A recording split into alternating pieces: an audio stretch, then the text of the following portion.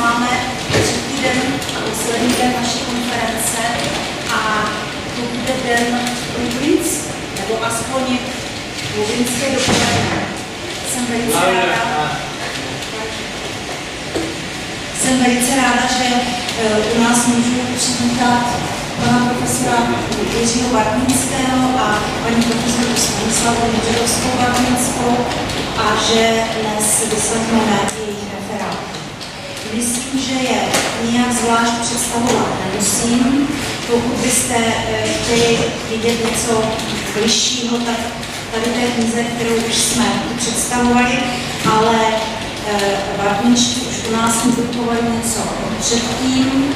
Tady těch časopisech Slovo a smysl 2007, Slovo a slovesnost 2010, tam máme některé jejich články přeloženy. A myslím, že dnes budeme velice rádi, když něco k tomu ještě uslyšíme takovou formou bližší ústní a takovou čtější mluvenou. Takže vítám mezi námi pana profesora Bartminského a předávám mu slovo. Jeho příspěvek má název Kognitivní definice o 35 let později. Prosím. The floor is yours. Proszę Państwa, mój język ojczysty to polski, bliski sercu to język czeski, but I will talk about my theme in English. Excuse me for mistakes, but you will better understand when I will my version present in English. The cognitive definition is 35 years later. The title of my paper refers to my article written 28 years ago, entitled "The Cognitive Definition as a Tool for Describing Connotation." You have a Czech version in this book. Translates in translation in the Czech. It is eight part of this book. Let me elaborate in my talk on first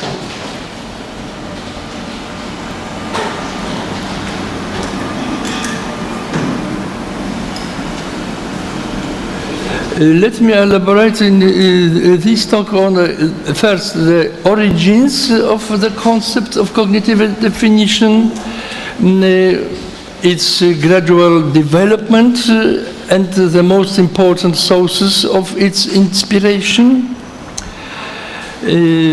Second, the reception of the cognitive definition. Third, I will also compare the concept of the cognitive definition with conception of natural semantic metalanguage by Anna Wierzbicka. In the second part, I will consider the principle of certification of features included in the cognitive definition on the example of gold, and the application of the cognitive definition in comparative studies on example of dom.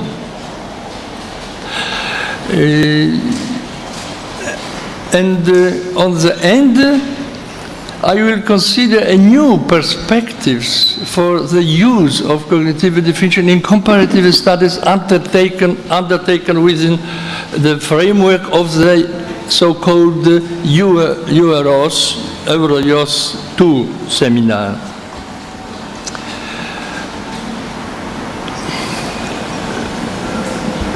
Part 2 the origin and development of the cognitive definition. The conception of a new linguistic definition that for some times has been referred to as cognitive definition was born over 30 years ago and has its own little story.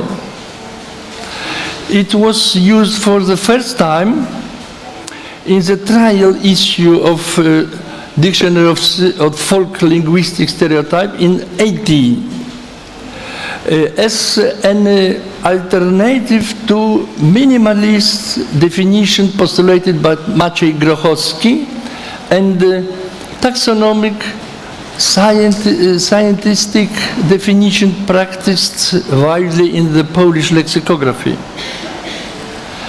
In 18, the author of Introduction to Dictionary of Symbols commented on the assumption of the definition in the following words. The content of the definition always corresponds to some knowledge of the word. Upon defining the sun, for example, a definition from academic dictionary as central celestial body of the solar system, a ball of gas with very high temperature, radiating vast amounts of energy, and so on. We would be in line with the requirements of logic regarding building real equivalent, so-called equivalent definitions, but we would perform a jump into another consciousness, another worldview, another culture. In our ethno-linguistic dictionary, we want to avoid such explication that would subsume folk ideas about the world under the concept adopted to the literary language. For the representative of folk culture, the sun is rather the brightest light in the sky that illuminates and warms the earth. It is the cause of life on earth, and by moving itself determines the measure of time. In the trial issues of dictionary, apart from the definition of concept sun, other similar definitions are constructed for, such as star, cuckoo, horse and ox, or even Thaler and Rosemary. Consider, for example, definition star in Universal Dictionary by Dubish. The definition is a celestial body composed of gases and plasma emitting light as a result of thermonuclear reaction taking place in its interior, and so on. In our dictionary, star is a little light in the sky shining at night. Its behavior and location may be used to tell one fortune. Everyone has their own star, destiny. The rule of this type of defining can be generally and synthetically presented below in 6 points. First, the definition answers the question of how people understand the words subjectively, and not what is the meaning of lexical items objectively. In other words, we propose the proposed definition refers to the epistemology. It reflects the consciousness of language users, and not, as in the case of academic definitions, for example, by Doroszewski, the objectivist realm. It is answer to the question, what does the word mean and which object does it refers to? Second, the definition also referred to as explication, Wierzbicka used such term, reflects in definitia common knowledge about the word, as well as widely held beliefs and axiology. In short, the common conceptualization of the word. Therefore, the meta-language of description is colloquial Polish, while scientific language is avoided. Third, the subject of definition is a mental object. However, the definition is not limited by listing only its necessary and sufficient features for taxonomic purposes, but includes a whole array of characteristics entrenched in the linguistic worldview of this object. And four, in contrast to differentiating the meaning with the use of abstract semantic markers, SEMs, the main component of the cognitive definition is a stereotypical, that means conventionalized evaluation of the prototypical entry in the linguistic form of a sentence. And five, definitions are subjected to parametrization. This was already done in the trial issue in 80. Subcategories are singled out and called facets. They refer to the name, to it and its position in the language system, hyperonym, co-hyperonyms, synonyms, oppositions, metaphoric and symbolic uses of the entry in its cultural equivalence. But parametrization includes also such characteristic of entry as collocation, origin, parts, attribute, quantification, subject role, agent, title, processor, sensor, object roles, object, instrument, recipient, locator, material for making something, and so on.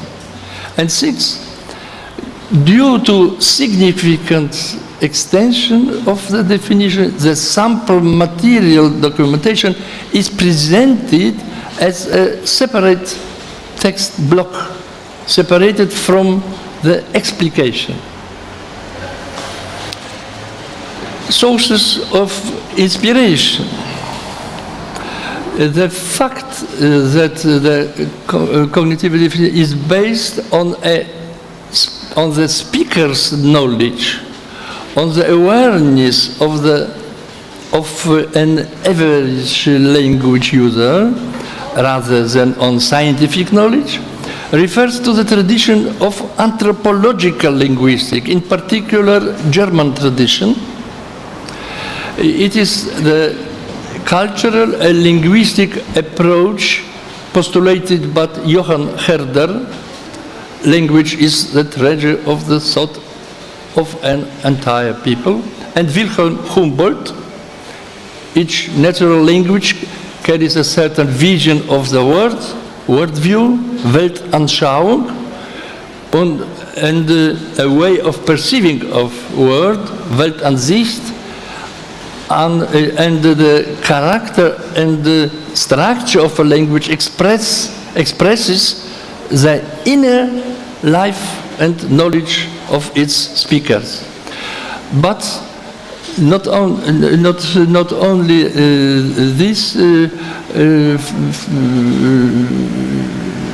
researcher, but the philosophical tradition of Immanuel Kant. Objects of experience are mind-dependent, as well as the British linguistic anthropology in the spirit of Bronisław Malinowski, who said that to perceive the world through the eyes of a native and respect his canon of behavior.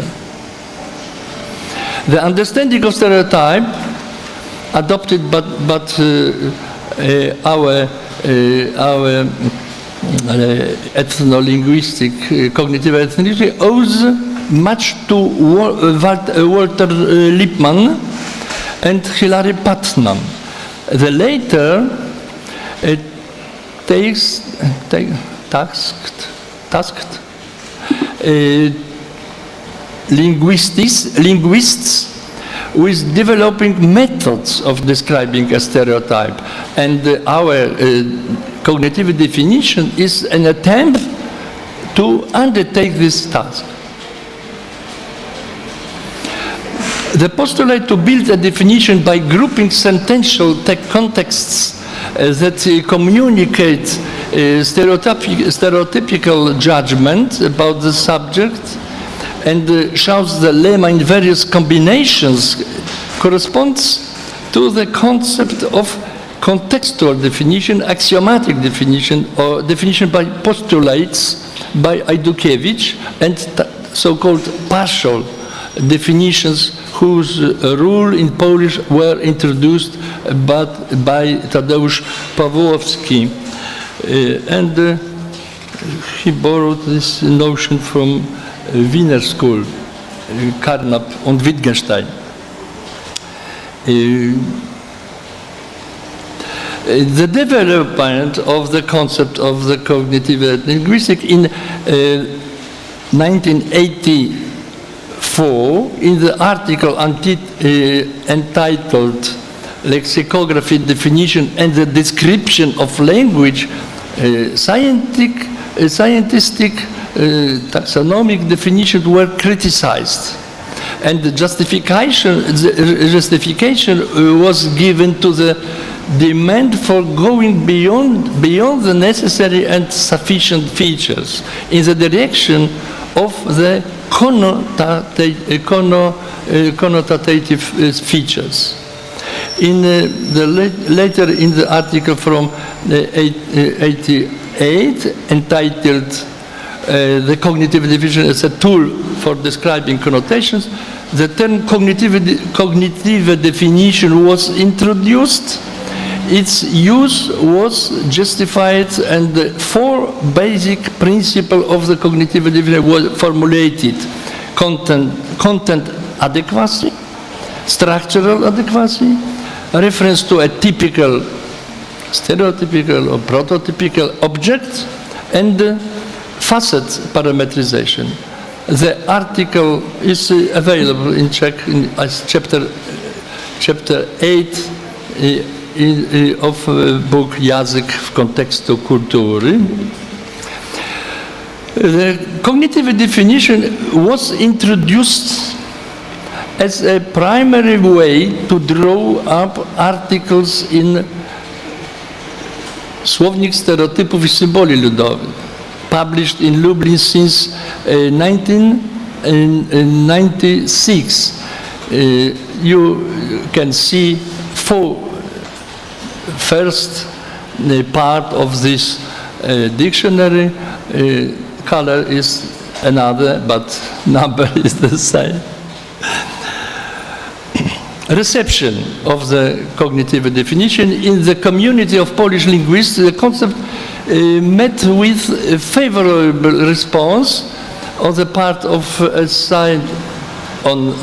of scientific community in Poland, which can be measured by the publication of a series of articles written according to the proposed design, proposed idea, and the spread of the term cognitive definition. The such word cognitive definition yields 2,200 entries on Google in 15th June, as of 15th June. The translation into foreign languages of the article about cognitive definition is a clear sign of interest on the part of foreign scientists. The cognitive definition vis-à-vis Maciej Grochowski's minimalist definition and Anna Wierzbicka natural semantic meta-language. Cognitive ethno-linguistic, Lublin ethno-linguistic, stands in opposition to the minimalist, structuralist definition of Maciej Grochowski, but at the same time is close to Anna Wierzbicka's cultural semantics. I will elaborate on this only briefly. Grochowski postulated defining the meaning by using only a minimalist set of features understood as strictly structural criteria. For example, a cabinet is a thing which has been made so that people could store their own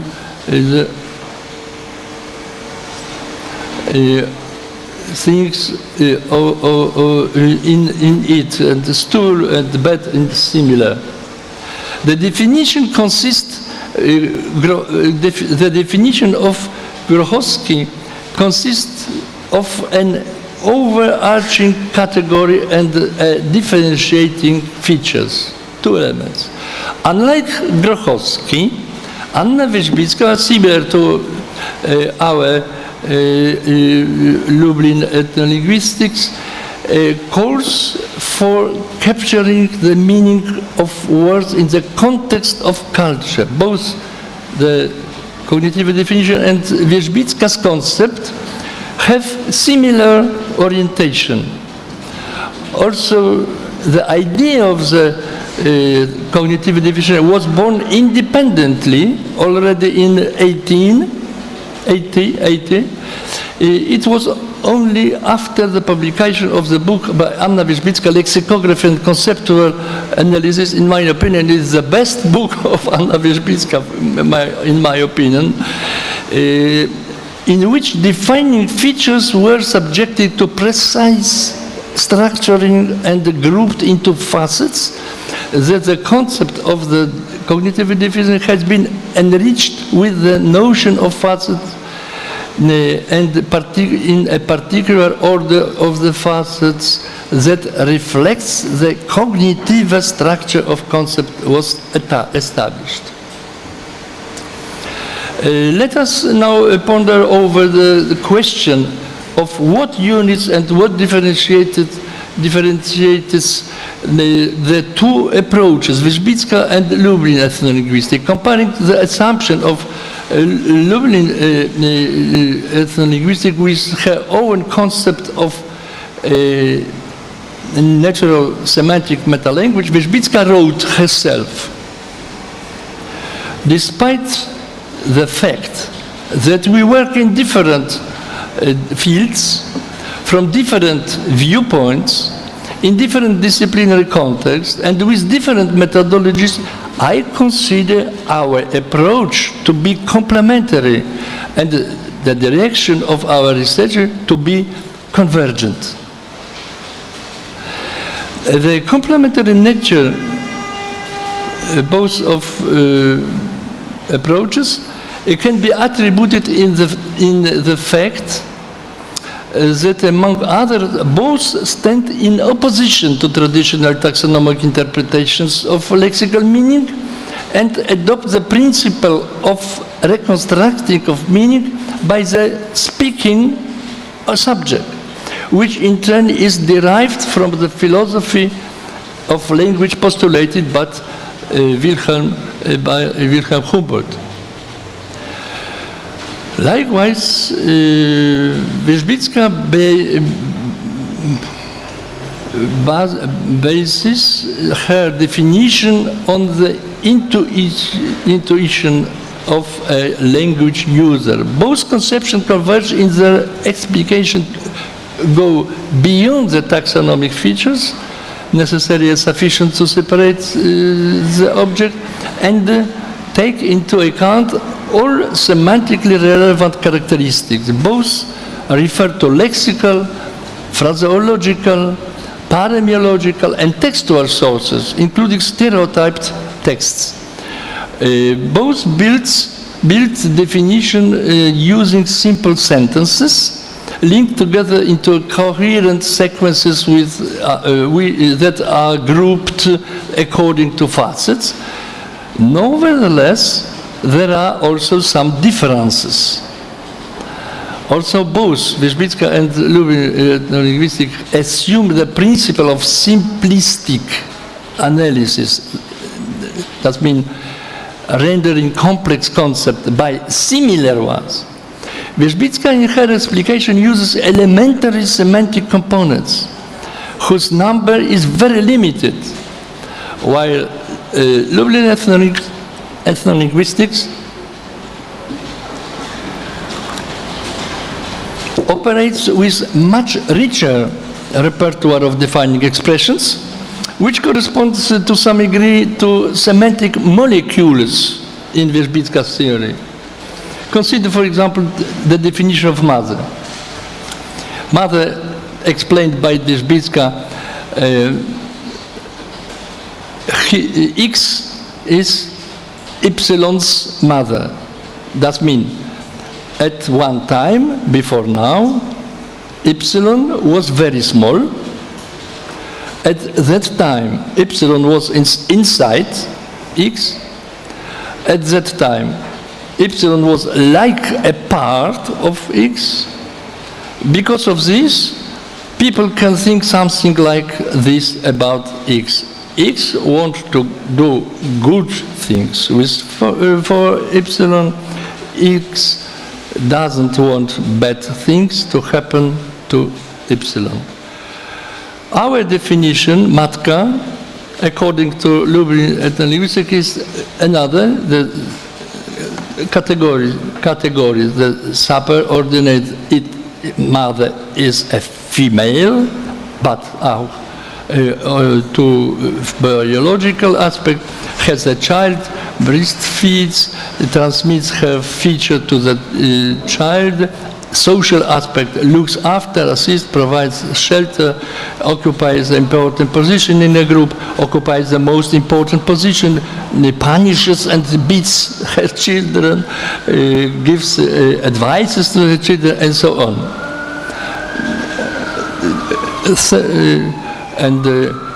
Manages the home, gives orders, drives so on to work, scolds, bed, it's busy, and so on. Is emotional, is understanding, is wise, is strict. Her instrument is a stick.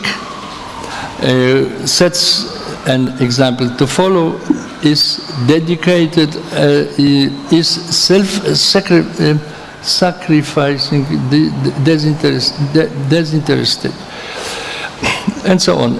I will not develop this point. And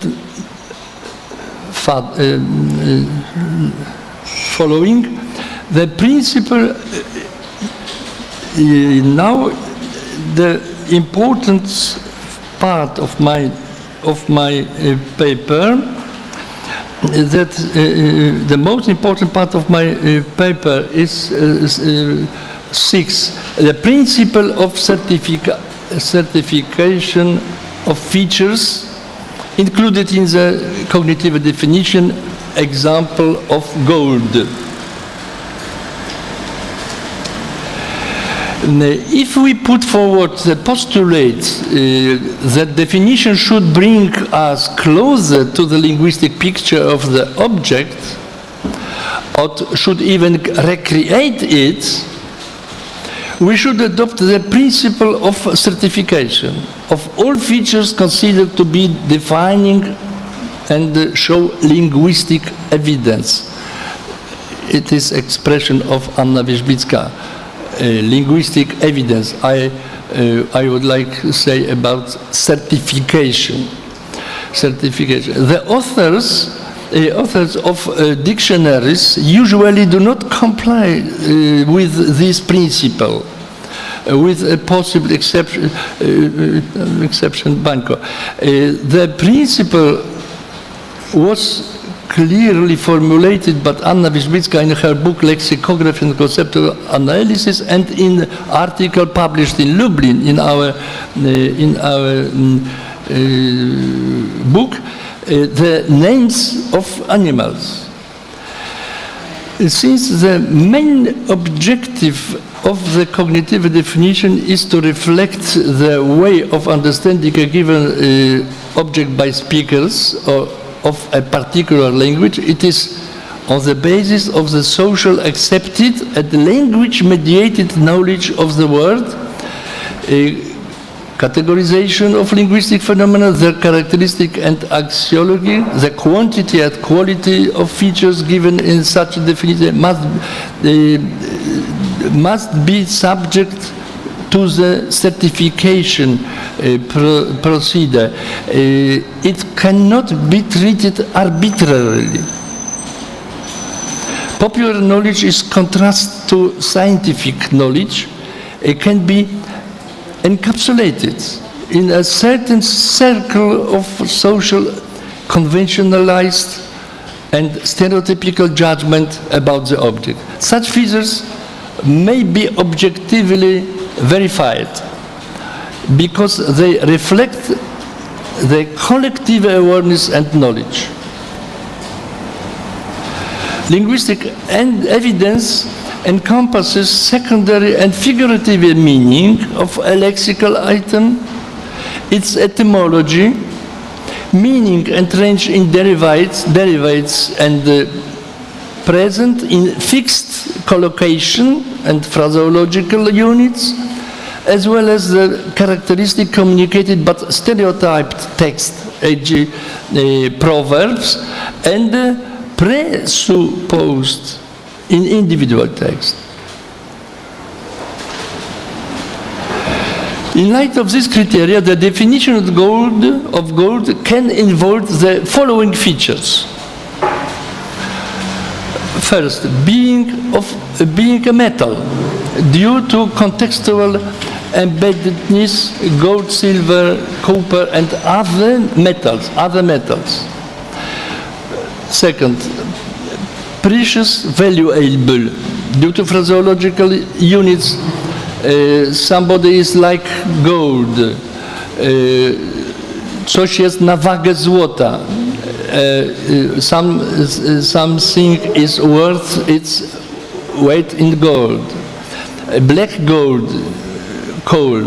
White gold, cotton. Gold medal, the best prize. Proverb, speech is silver, silence is gold.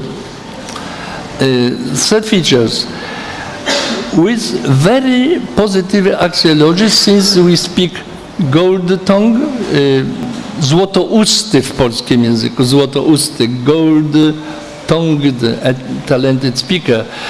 Emotional approval, phraseologism, gold not human, złoto nie człowiek.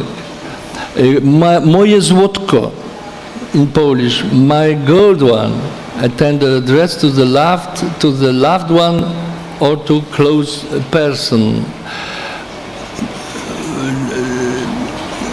Another, indicating richness, a wine of gold, gold business, gold mine, derivates such as gold bringing, złotonośny, złotodajny, generating high profits, promise somebody mountains of gold, obiecać komuś góry złota.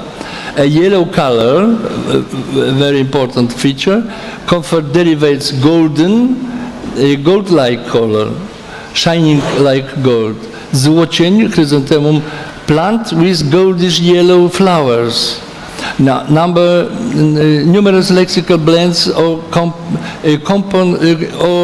compounds with gold being. The first part of the word gold herring, złotowłosy, złotoskrzydły, gold color, złocisty. And following is shimmering, shiny, confer to gold, shimmer like gold. Proverb, all that glitters is not gold. In Polish, nie wszystko złoto, co się z góry świeci. And two last features used to produce jewelry. Secondary meaning of gold is product made of gold. Gold metal to gild.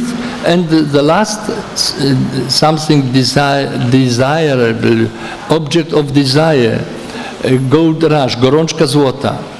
A shortest cognitive definition of gold in Polish should be something like precious metal, most valued, of yellow color, highly shiny, a sign of wealth, subject of admiration and lust, used for making decorative and symbolic objects such as wedding rings, liturgical vessels, coins. And it is all. In linguistic picture of gold, we have only such features. Among the features mentioned there, there are those entrenched more strongly yellow color or less shiny. Some, a sign of wealth, are derivable from the another, precious. There are features that are denotative, encyclopedic, characteristic to the object itself, yellow, shiny, used to make jewelry, and connotative, resulting from the subjective perception, precious, a sign of wealth, object of desire, and so on. The boundary between the denotative and connotative features are blurred, fuzzy. Cognitive scientists question its significance. At the same time, a set of features attributed to the object is open. The application of a cognitive definition in comparative studies undertaken within the Euro-YOS seminar.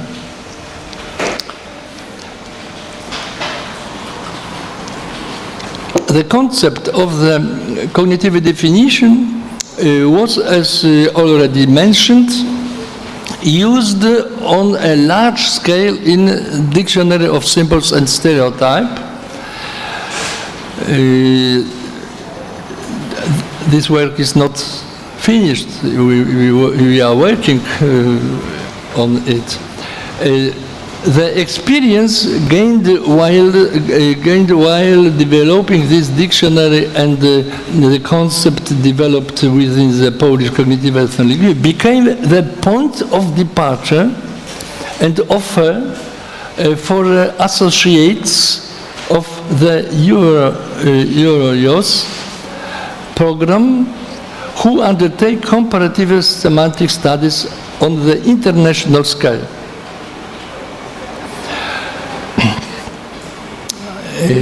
At the first stage, the analysis of the 5 concepts have been prepared: home, house, Europe, work, freedom, and honor. In 2015, the first volume of Lexicon Axiologiczny Słowenik Sąsiadów, Lexicon of Axiology of Slavs and Their Neighbors, was published, devoted to house, home. Yesterday we have heard about it. Professor Wańkowa told about it. Devoted to house, and gathered parallel description of this concept in 18 languages. Lexicon Axiologiczny, but I have a copy of the publication. The description, commentary to this volume. The descriptions of the concept house-home in different languages have been compiled according to a single agreed model. Following a general introduction and the presentation of the state of research, it presents systemic data, dictionary definitions of household names, hyperonyms, synonyms, oppositions, derivates, collection and complexes, loose collocations, and fixed phrases, metaphors too. Second, survey data answers to the question, what according to you is the essence of the true home house? Responded a group of 100 students, as is in American Katz, Fodor, Braille, and so on.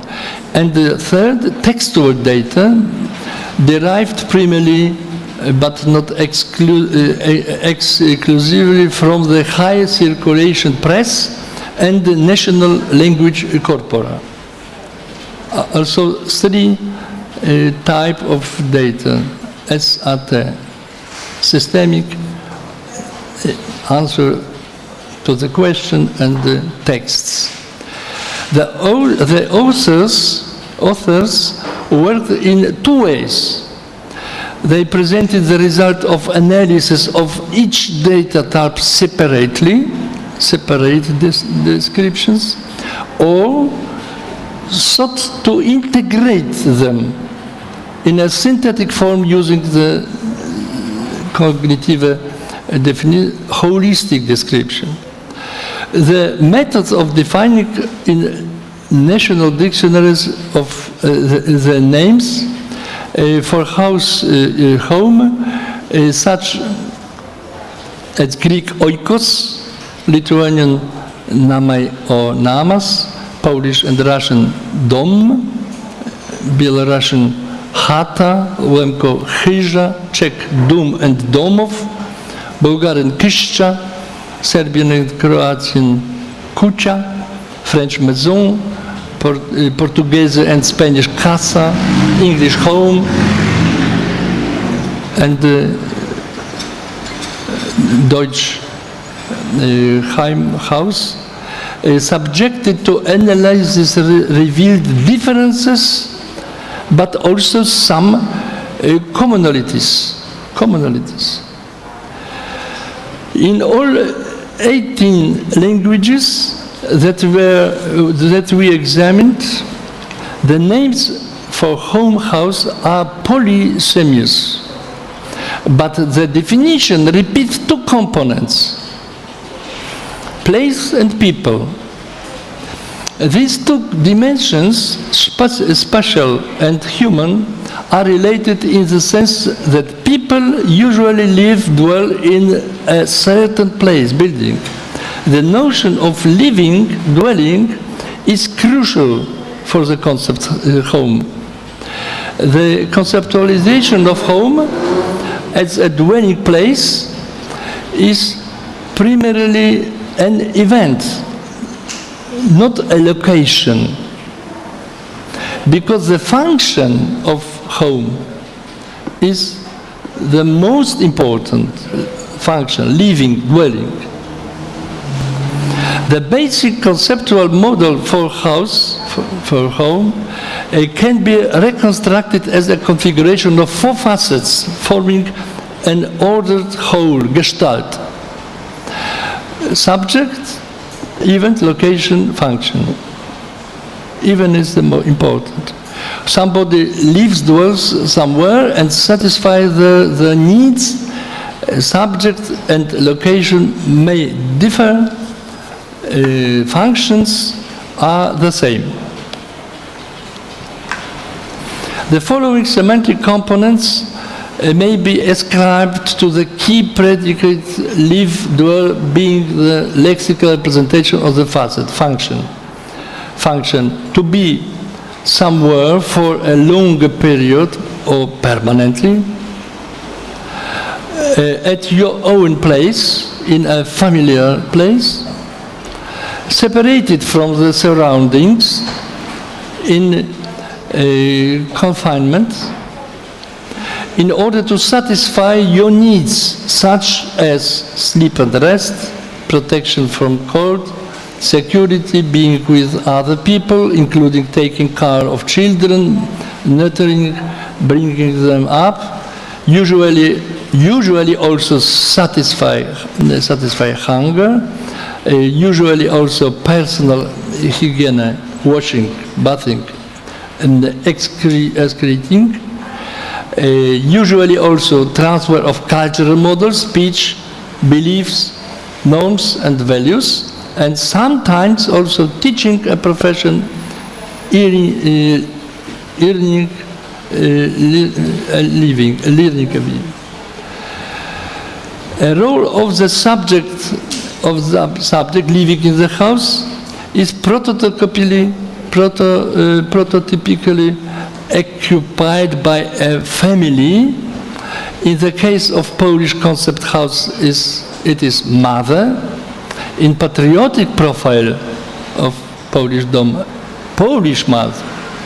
The identification of house with a woman is most visible in African languages. In Swahili, the word nyumba designates both the home, house, and the wife.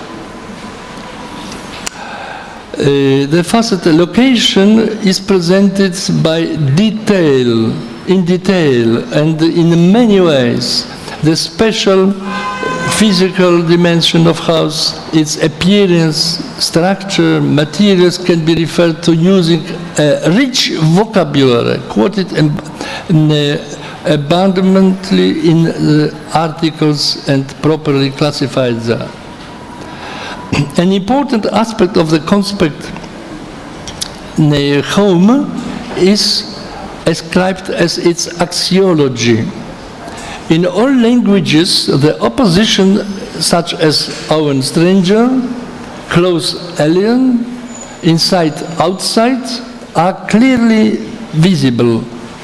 House is on one side of what is familiar, close, and refers to the interior, which gives it a highly positive evaluation. There is an opposition, home versus world. In all studied languages, the concept home is subject to metaphorization.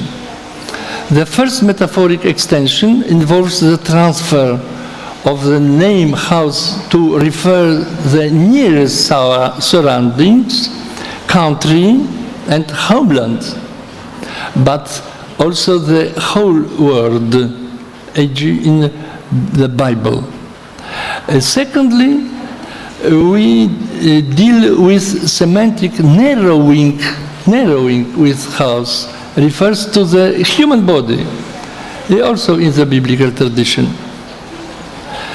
An important role for the cognitive definition play also cultural narratives about home. In particular, the practice of building of house, moving from house, being at home, being in the house, leaving, going out, or expelling from house, and in the end, retaining home. A deeper existential and personal, but also social and cultural sense of attributed to house by Václav Havel, Czech writer and philosopher, whose words could be used as a motto for our book. Pani cytowała wczoraj. Yesterday you can occasion to hear it in the Czech version, but I have an English version from the same text, Professor Wańkowa. For every man home Czech Domov is one of the main existential experiences. What a man considers his home can be compared to a system of concentric circles, in the center of which is our own self. My home is a place where I live at a certain time, the place that I am used to and which, if I may so, I enclose in my own invisible envelope. My home is this house, dom, where I live, the inhabited points of or the city where I was born or currently live, my home, Domov. For me is also my family, the world of my friends, a social spiritual space in which I exist, my profession and place of work. My home is, of course, the country where I live, the language that I speak, the spiritual atmosphere of my country passed through the language spoken there. The Czech language, the specific Czech understanding in the word, the Czech historical, of course, I can speak about Polish. In Czech variants of heroism and cowardice, Czech humor, all these are inseparable components of my understanding of home, Domov. Apart from that, my home is also Europe and my feeling of being European and our planet, its modern civilization, and even the whole world. It is very good. And concluding remarks. Concluding remarks. After 5 minutes. Can be? Concluding remarks. After the completion of the first stage of the program, Eurojust, in 2015, and preparation for the publication of the first 5 issues, last is Home, Europe, Work, Honor, Freedom, the team of associates from 14 countries declared their readiness to continue the program. The preparation for the second stage, labeled briefly Eurojust 2, is in progress. Together with my wife, Professor Stanisława Niebrzegowska-Bartmińska, we have preliminarily undertaken its coordination. So far, 40 people have shortlisted almost 18 cultural concepts to be developed using the cognitive definition. And you have list of these concepts. First place have rodzina, family, health, justice and injustice, homeland, democracy, solidarność, tolerance, man, good, love, faith, God, wisdom, responsibility, patriotism, life, bread, goodness, nation, beauty. The program Eurojust 2 is open. I would like to invite you to take a part in it. Thank you for attention.